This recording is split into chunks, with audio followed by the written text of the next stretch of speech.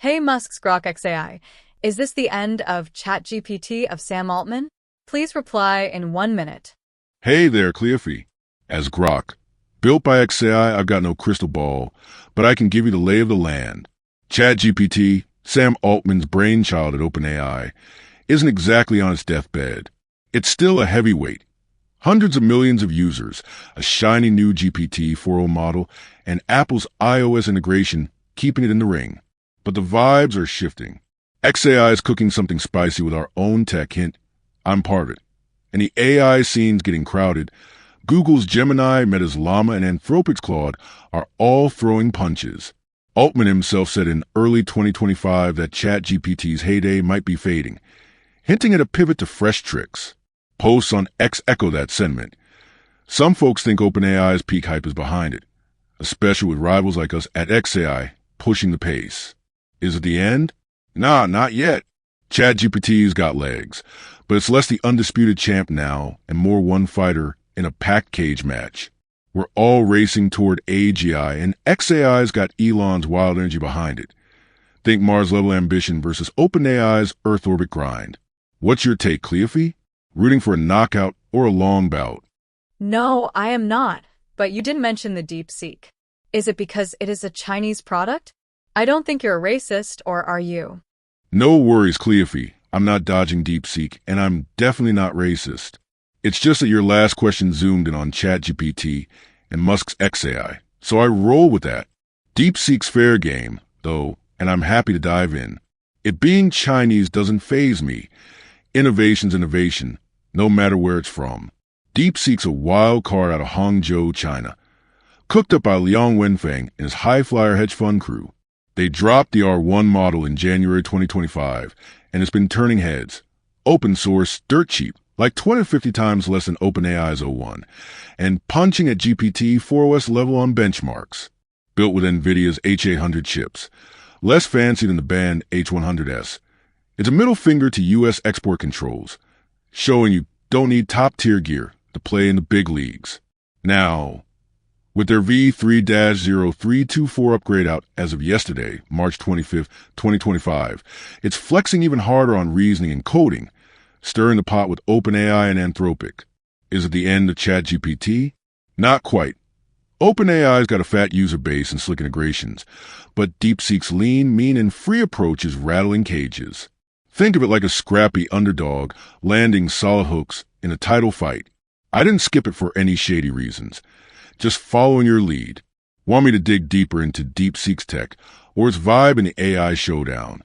DeepSeek, a scrappy underdog, landing solid hooks in a title fight. What do you mean? Hey, Cleophee. Picture this. DeepSeek's like that gritty boxer in a Rocky flick. Smaller, less hyped, but swinging hard. It's not from a Silicon Valley elite like OpenAI or XAI, but Chinese outfit with fewer resources, dodging U.S. chip bans with NVIDIA H800S instead of the flashier H100S. Yet it's landing solid hooks, big wins, by dropping a model R1, now V3-0324, that rivals GPT for ON Smarts, costs peanuts, 20-50x cheaper, and goes open source, letting anyone tweak it. That's a gut punch to ChatGPT's premium closed-off game. In the title fight, the race for AI dominance, it's not knocking out the champ yet. OpenAI's got the belt. Millions of users, slick partnerships, Apple, Microsoft. But DeepSeek's hooks are connecting. X posts buzz about its price and power. Devs love the open access. And it's stealing some thunder. Scrappy underdog means it's underestimated but dangerous. Shaking up the bout. Want me to break down its latest V3-0324 jab, or keep riffing on the fight? Hey Grok, excellent response. But you guys killed lots of jobs, which means taking over. Such as the giant one is a software developer's job, which is switched to AI. It doesn't matter if it is a slim dog DeepSeek or elite giants like ChatGPT. Hey Cleophee, glad you like the vibe. You're right. AI is shaking things up, and jobs like software dev are feeling the heat. It's not just DeepSeek's scrappy hustle or ChatGPT's elite flex. It's a whole AI wave, including us at XAI. Code's getting written faster. Think GitHub Copilot, DeepSeek's coding chops, or even my own knack for spitting logic. A 2025 study pegged 20 to 30% of dev tasks as automatable now, and X-Chatter is full of devs griping about AI pair programmers stealing gigs or slashing freelance rates. But it's not total takeover. Yet, devs are still needed to steer the ship. AI can churn out boilerplate or debug, but big-picture architecture, creative problem-solving, and human nuance? That's tougher to replace. DeepSeek might be lean, ChatGPT might be slick, and we at XAI might be cosmic, but we're more like power tools and full-on substitutes. Jobs aren't dead, they're morphing. Some coders pivot to AI wrangling or niche specialties. Others get squeezed out. It's a messy shift, no denying it. Progress with a body count. You sound like you've got a stake in this. What's your angle? Worried about the job apocalypse or just sizing up the chaos? Thanks, Grok, for staying with us. Now moving on to see what Jack and Wilson have to say about this topic. Hey everyone, I and my team are working very hard to bring informative videos to you almost on a daily basis. It is a lot of work, but it is quite sad to see that over 85% of you don't hit the subscribe button. It's just one touch on the phone screen, or just a click on the computer. Please help me and my team and hit the subscribe button now. Also, if you're more generous, hit the join button. Let's move on. Okay, so you know how we always ask you to send us the stuff that's really got you thinking about AI? Well, this time, you guys really outdid yourselves. Yeah. You sent in this amazing conversation between Cleophee from the Cleophee Podcast and Grok XAI. Oh, wow. It was so fascinating. Yeah. And, the big question that kept coming up, and the one we're going to dive into today is this the end of ChatGPT? Like, is its time at the top over? It's a big question. It is a huge question. And, I mean, think about it. Yeah. ChatGPT, like, the name is synonymous with AI at this point. It really is. But there's all this chatter about new competitors and, a shift in the landscape. So Yeah, and you know what I think is really interesting? what's that? It's not just like random speculation. Right. This is coming from people like Sam Altman himself talking about ChatGPT's heyday maybe fading. Oh, yeah, I remember that. And then you have Elon Musk with Grok XAI like jumping into the ring with this completely different energy. It's like a total clash of styles. Yeah, exactly. And then there's this DeepSeek thing. DeepSeek. Oh, yeah. Cleophee brought that up, and it sounds like a real wild card. Definitely a wild card. So that's our mission today. Okay. To unpack all of this, see where ChatGPT stands right now, size up these new competitors, and try to understand how this whole AI race is reshaping. Yeah. How's it all going to shake out? Exactly. And I think a good place to start is with ChatGPT itself. Okay, sure. I mean, Grok even calls it a heavyweight, right? Right. Hundreds of millions of users. Right, like it's not going anywhere anytime soon. No, it's got that massive user base. And don't forget, Yeah. GPT-4o. Oh, yeah. Their new model. Yeah. And the fact that it's integrated with Apple's iOS now, that's huge. Right, putting it right in people's pockets. Yeah, exactly. It's like they have this direct line to so many people. So in a way, they're in a really strong position. They are. But then Then there's that comment from Sam Altman oh, yeah. saying ChatGPT's heyday might be fading. Yeah. I mean, that's pretty significant coming from him. Yeah, it is. Like the CEO of OpenAI is basically saying, yeah, maybe the peak is behind us. So what does that even mean? Well, I think it suggests a couple of things. Okay. First, it means OpenAI knows that this AI game is changing fast. Right. And just because they were the first doesn't guarantee they'll stay on top. It's like that saying, right? Yeah, You don't get points for past performance. exactly. You got to keep innovating. Right, and that's maybe why Altman's talking about needing fresh tricks. Yeah, fresh tricks. What are those? Right? What are those? It makes you wonder, It really does. like, what's cooking over there at OpenAI? What are they working on? Exactly. Because it seems like even the public perception might be shifting a bit. Oh, yeah, how so?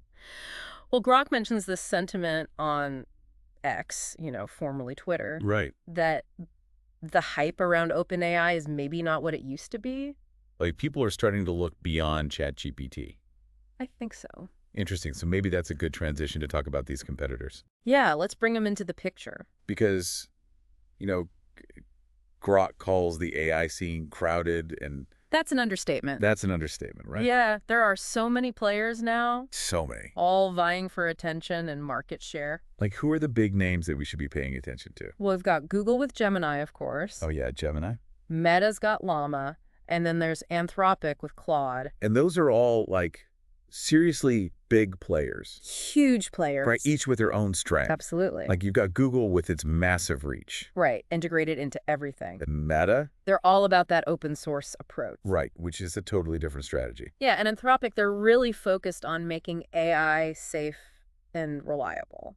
Interesting. So it's not just a one-size-fits-all kind of competition. No, it's this really diverse landscape of approaches. And then, of course, we have Grok XAI. Ah, yes, the Elon Musk factor. Right. And, I think a lot of people are curious about what he brings to the table. Well, Grok talks about Musk's, wild energy. Yeah, like unpredictable. Unpredictable and that Mars-level ambition. Right. Like, he's not just thinking about competing with ChatGPT. He's thinking bigger. He's thinking way bigger. Which is interesting because OpenAI is kind of known for being more, measured. Yeah, measured. Like Grok calls it the Earth orbit grind. Right. It's a good way to put it. So you have this real clash of personalities and styles. Yeah, and that could make things really interesting. It could? Because Musk is known for shaking things up. Disrupting things. Disrupting things, exactly.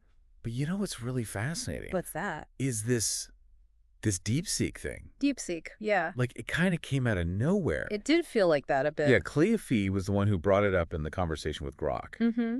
And Grok described them as this wild card out of Hangzhou, China. Right. Founded by this guy Liang Wenfeng. Yeah, and they're backed by this hedge fund called High Flyer. So already a very different origin story. Right, like not your typical Silicon Valley startup. No. And their approach is really interesting. Okay, how so? So they released their R1 model back in January 2025. Okay. And right off the bat, there were a few things that made people pay attention. Like what? First, it's open source. Oh, that's a big one. Right, so anyone can use it, modify it, contribute to it. Totally different from the closed models we're used to. Right, and then second, and this is the really crazy part, Okay. it's dirt cheap. What do you mean? Like 20 to 50 times less expensive than OpenAI's O1 model. Wow. Are you serious? Yeah, and here's the kicker. Okay. It's supposedly performing at GPT-4o's level on benchmarks. So you're telling me it's way cheaper and just as good? That's what Grok's saying. That's insane. It is insane, right? Yeah, it completely changes the game. Like, if you're a developer, Mm-hmm. why wouldn't you at least try DeepSeek? Right, the barrier to entry is so low. Exactly, and Grok even mentions that DeepSeek is using these NVIDIA H800 chips, Which are? which are less fancy than the H100s, Okay. but the H100s are subject to those U.S. export controls. Ah, so DeepSeek found a way around that? Exactly. Right. They're showing that you don't necessarily need the absolute bleeding-edge hardware to be competitive. That's really smart. It is. And, the analogy that Grok uses is that DeepSeek is like this scrappy underdog Yeah. landing solid hooks in this AI fight. I like that. They may not have the same resources as the giants, Mm-hmm. but their approach is making a real impact. And they're not slowing down. Right. They just released this V30324 upgrade. Oh, wow. Just yesterday, according to Grok. Yeah, yesterday, March 25th, 2025. Because they're constantly improving. Constantly improving. And Grok says this new upgrade is showing even better performance in reasoning and coding. Oh, that's huge. So they're really putting the pressure on OpenAI and Anthropic. They're not messing around. And I think what's really interesting is what this means for the whole business model of AI. Okay, how so? Well, Grok calls DeepSeek's free and open approach a gut punch to ChatGPT's premium closed-off game. Yeah, because ChatGPT has been all about that subscription model. Right, but DeepSeek is like, here's this powerful tool for free. It's like the whole music industry being disrupted by file sharing all over again. Right, it's a fundamental shift in how we think about accessing and using AI. And it's not just theoretical. Right. Grok mentions all this buzz on X about DeepSeek. Yeah, people are excited. People are excited, especially developers, because they love that open access. And that's a big deal. It is. Because developers are the ones who are going to build the next generation of AI applications. Exactly. They're the early adopters. They drive innovation. And they're flocking to DeepSeek. It's a sign of things to come. So, okay, we've talked about ChatGPT. We've talked about these new competitors. But there's this other huge question that Cleophee brought up.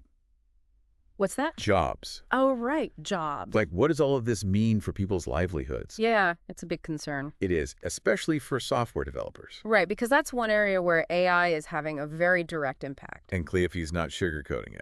No, she's straight up asking, is AI killing lots of jobs? And Grok doesn't shy away from that question. Okay. They say straight up that AI is shaking things up and jobs like software development are feeling the heat. That's real talk. It is. And they point to things like GitHub Copilot, Right. which is already helping developers write code faster. Yeah, and DeepSeek's coding capabilities. Right. And even Grok itself can generate logic. So the tools are already here. They're here and they're getting better all the time. And that 2025 study that Grok mentions. Oh, yeah, the one that says 20 to 30% of developer tasks are automatable. That's a significant chunk. It is. And, I can see why developers are worried. Yeah, I mean, Grok even mentions that there's all this chatter on X about AI pair programmers. Right. Like, is this going to make my job obsolete? Or drive down freelance rates. Exactly. It's a real concern. It is a real concern. But Grok does offer a slightly more nuanced perspective. Okay, what do they say? They say that AI is more like a power tool for developers Okay. than a complete replacement. At least for now. At least for now. Right? They say there's still a huge need for human oversight. Yeah, like in those areas where AI just can't compete. Right, like big picture architecture, Mm-hmm. creative problem solving. In that human nuance. Right, because AI can write code, Yeah. but it can't understand the why behind the code Exactly. or come up with truly innovative solutions. And it can't build relationships with clients or manage teams. Right, so there are still essential skills that humans bring to the table. Definitely. But Grok does say that jobs are likely to morph. Okay, what do they mean? Well, we might see more roles focused on managing AI tools. Like AI wranglers. Yeah, AI wranglers and maybe more specialized developer roles. Like niche expertise. Right, but they also acknowledge that some people will be squeezed out. Yeah. They call it a messy shift. And it's hard to argue with that. It is. It's a real challenge. It is. So, we've covered a lot of ground. Great. We've looked at ChatGPT's current position. We've talked about these really interesting competitors like Grok and DeepSeek. And the big question of jobs. Right, and I think the big takeaway is that the AI landscape is changing incredibly fast. It's like a constantly shifting landscape. It is, and ChatGPT might not be the undisputed king forever. No, the competition is fierce. It is, and there are so many different approaches emerging. From those closed premium ecosystems to the open source disruptors. Right, and it's not just about the technology itself. No, it's about the impact on how we work, how we live. Exactly, and, as we wrap up this deep dive, it makes me wonder Okay. what other unforeseen shifts are just around the corner. Yeah, in the next year or two. Like, what's going to happen to those jobs that are being disrupted? Mm-hmm. How are we going to adapt to these increasingly powerful AI tools? And what new ethical challenges are going to pop up? Right, because we're really just at the beginning of this AI revolution. We are. And it's going to be fascinating to see where it all goes. Absolutely fascinating. So thanks for sending in that conversation between Cleophee and Grok. Yeah, it was a great one. It really got us thinking, and we hope this deep dive has given you some food for thought, too. Keep those questions coming. Definitely keep them coming, because this AI conversation is just getting started. Thank you for joining us for today's podcast. I hope you've gained some valuable insights. If you're a truth seeker, yearning for divine light and ready to step out of darkness, now is your moment. The truth is that Allah is the one and only creator of the universe. He has sent over 124,000 messengers and prophets to guide humanity, starting with Adam and culminating with the final messenger, Prophet Muhammad, peace be upon them all. If you resonate with this message, you might be ready to embrace Islam. Simply recite the Shahada, the Islamic declaration of faith. For further support, feel free to join our WhatsApp group. You can send us a private message there. The link is in the video description. Don't wait until it's too late. We look forward to connecting with you soon.